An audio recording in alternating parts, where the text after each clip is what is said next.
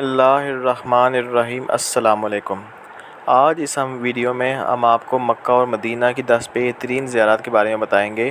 یہ دونوں شہر اسلام کی روحانی روایات اور مقدس عزائم کا مرکز ہیں۔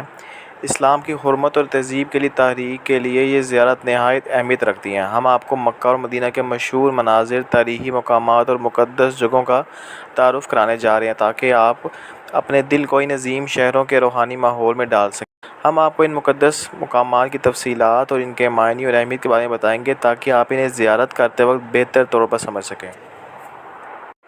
جبل احد وہ پہاڑ ہے جس کے بارے میں رسول اللہ صلی اللہ علیہ وآلہ وسلم نے فرمایا کہ یہ جنت کا پہاڑ ہے، اور ایک اور حدیث میں رسول پاک صلی اللہ علیہ وآلہ وسلم نے فرمایا کہ احد ہم سے محبت کرتا ہے، ہم احد سے محبت کرتے ہیں۔ احد تقریباً 13 کلومیٹر ہے مسجد نبوی سے، اور اس کا رقبہ تقریباً 7.5 کلومیٹر تک یہ محیط ہے، یعنی اتنا بڑا پہاڑ ہے جو کہ 4.7 میل بنتا ہے۔ اور اس کے علاوہ اس کے دامن میں 70 صحابہ کرام مدفون ہیں، اور اس میں جن میں کہ نامی گرامی صحابہ مصعب بن عمیر اور نبی پاک صلی اللہ علیہ وآلہ وسلم کے چچا سید الشہداء حضرت حمزہ بن عبد المطلب بھی موجود ہیں۔ احد پہاڑ کے ساتھ ہی وہاں پہ اب ایک مسجد بھی بنا دی گئی ہے تاکہ جو لوگ زیارت کو آئیں وہ وہاں پر نماز بھی ادا کر سکیں۔ مسجد قباء۔ مسجد قباء جب رسول پاک صلی اللہ علیہ وآلہ وسلم مکہ سے مدینہ آ رہے تھے تو یہ اسلام کی پہلی مسجد تھی جو کہ بنائی گئی۔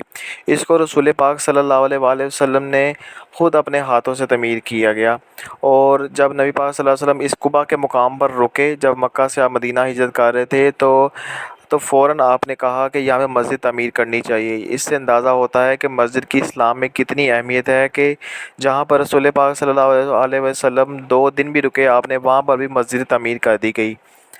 مسجد قباء سب سے پہلی مسجد ہے جو کہ اسلام میں تعمیر کی گئی، اس کے بعد مسجد نبوی کی تعمیر کی گئی۔ اور مسجد قباء کو یہ بھی شرف حاصل ہے کہ آپ صلی اللہ علیہ وآلہ وسلم فرمایا جو بھی مسجد نبوی سے سفر کر کے قباء کی طرف آئے گا اور قباء میں آگے 2 رکعت نفل ادا کرے گا، اللہ پاک اس کو عمرے کے برابر ثواب ادا کریں گے۔ یعنی یہ بھی بہت بڑی اللہ پاک کی نعمت ہے کہ آپ کو مدینے میں رہ کر بھی عمرے کا ثواب مل سکتا ہے۔ صرف آپ نے مسجد نبوی سے آپ نے مسجد قباء آنا ہے اور وہاں پہ آ کر آپ نے 2 نفل ادا کرنے ہیں۔ مسجد قبلتین۔ مسجد قبلتین کا مطلب ہے 2 قبلوں والی مسجد۔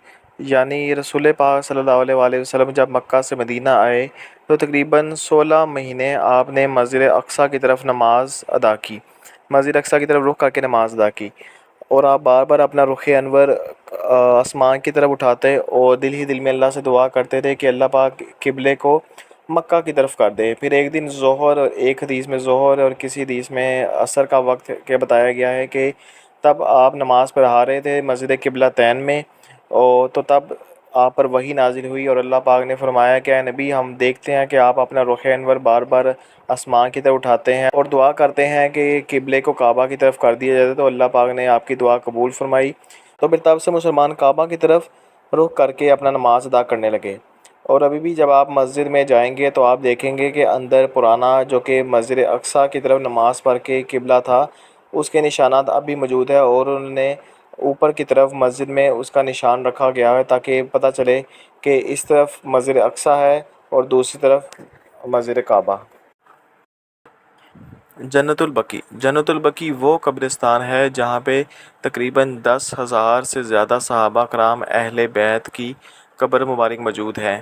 یہاں پہ نبی پاک صلی اللہ علیہ وسلم کو جنہوں نے دودھ پلایا حضرت حلیمہ سعدیہ رضی اللہ عنہ کی قبریں، نبی پاک صلی اللہ علیہ وآلہ وسلم کی جو بیویاں ہیں، امتیوں کی مائیں ہیں، ان کی قبر، نبی پاک صلی اللہ علیہ وسلم کے بیٹے حضرت ابراہیم ان کی قبر مبارک، نبی پاک صلی اللہ علیہ وسلم کی بیٹیاں حضرت زینب، حضرت رقیہ، حضرت کلثوم کی رضی اللہ عنہ کی قبر مبارک، حضرت حسن بن علی رضی اللہ عنہ کی قبر مبارک، حضرت زین العابدین، محمد بن باقر، جعفر الصادق، ان سب مبارک ہستیوں کی قبریں مبارک بھی یہاں موجود ہیں۔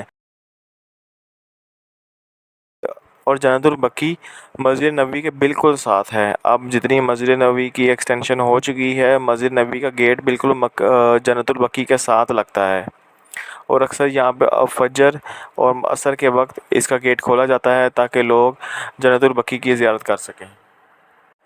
جبل رحمہ۔ جبل رحمہ وہ پہاڑ ہے جو کہ میدان عرفات میں واقع ہے، جس کے بارے میں مسلمانوں میں یہ تصور پایا جاتا ہے کہ یہاں پہ حضرت آدم علیہ السلام اور حضرت اماں حوا جن کو جب جنت سے اتارا گیا تھا تو یہاں پہ آئے تھے۔ مختلف آراء ہیں اس کے بارے میں۔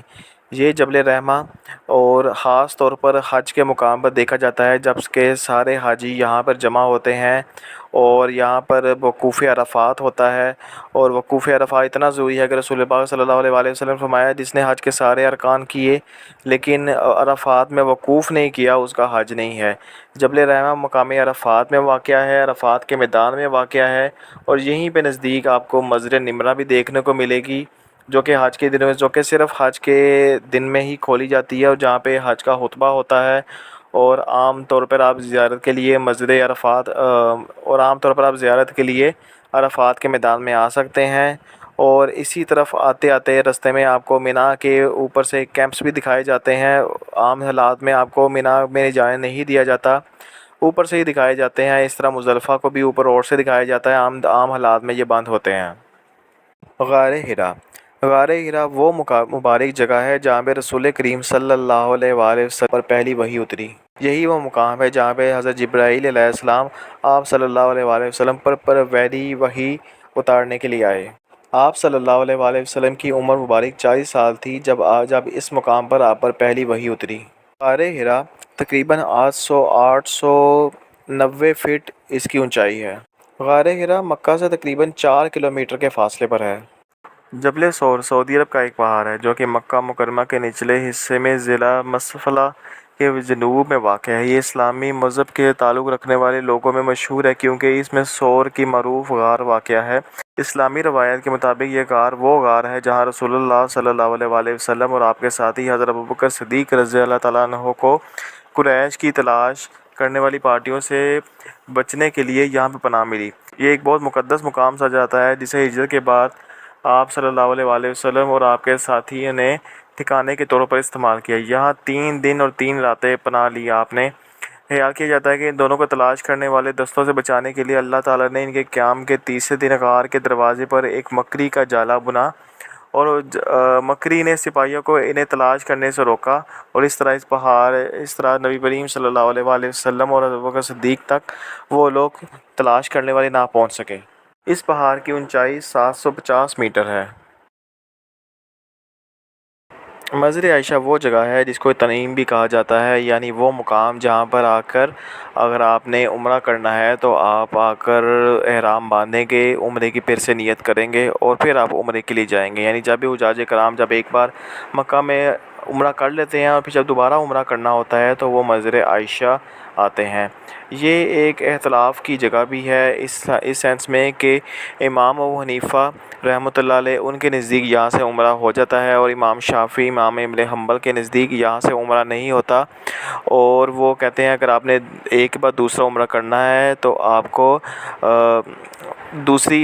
مکہ سے باہر جانا پڑتا ہے، مسجد عائشہ سے دوسرا عمرہ نہیں ہوتا، کیونکہ رسول پاک صلی اللہ علیہ وآلہ وسلم نے یہاں سے صرف حضرت عائشہ کو حکم دیا کہ وہ عمرہ کریں، کیونکہ وہ محسوس ایام کی وجہ سے حج کے دوران عمرہ نہیں کر سکی تھی، تو وہ اس لیے رسول پاک صلی اللہ علیہ وآلہ وسلم ان کو عمرہ کرنے کی اجازت دی اور ان کا حکم دیا، جبکہ حضرت عائشہ کے بھائی بھی وہاں پہ ان کے ساتھ گئے تھے لیکن انہوں نے عمرہ نہیں کیا۔ لیکن حضرت امام ابو حنیفہ رحمۃ اللہ علیہ کا یہ قول ہے کہ نہیں، یہاں سے عمرہ ہو جاتا ہے، اس لیے بہت سے حجاج کرام وہاں سے عمرہ کر لیتے ہیں اور کئی لوگ وہاں پر دوبارہ عمرہ کرنے کے لیے نہیں جاتے۔ مسجد نبوی، یہ وہ مسجد نبوی ہے جو کہ کہا جاتا ہے کہ پروفٹ موس، یعنی رسول اللہ صلی اللہ علیہ وآلہ وسلم کی مسجد نبوی بہت ہی خوبصورت بنائی گئی ہے، اور جتنی مسجد نبوی اب ہے اتنا پہلے پورا مدینہ ہوا کرتا تھا، اور مسجد نبوی کے اندر آپ کو ایک نماز کا ایک حدیث کے مطابق 50,000 کے برابر ثواب ملتا ہے، اور ایک حدیث کے مطابق 10,000 کے برابر ثواب ملتا ہے، واللہ عالم، اللہ بہتر جانتے ہیں۔ جو بھی عمرہ کرنے جاتا ہے وہ یہاں پہ مسجد نبوی میں ضرور زیارت کرنے آتے ہیں، کیونکہ یہیں پہ ہمارے پیارے نبی حضرت محمد مصطفیٰ صلی اللہ علیہ وآلہ وسلم کی قبر مبارک بھی ہے۔ یہاں پر رسول پاک صلی اللہ علیہ وسلم کے لوگ آتے ہیں اور یہاں پر آ کے روضہ رسول پر سلام کرتے ہیں، اور یہیں پہ ریاض الجنہ بھی ہے جس کے بارے میں کہا جاتا ہے کہ نبی پاک صلی اللہ علیہ وآلہ وسلم فرمایا میرے ممبر سے میرے گھر تک کا جو جگہ ہے اس کو جنت کا ٹکڑا ہے، یعنی ریاض الجنہ کہا جاتا ہے۔ اور جس جگہ پر نبی پاک صلی اللہ علیہ وسلم کا روضہ مبارک ہے، یہ اصل میں حضرت عائشہ کا حجرہ ہوا کرتا تھا۔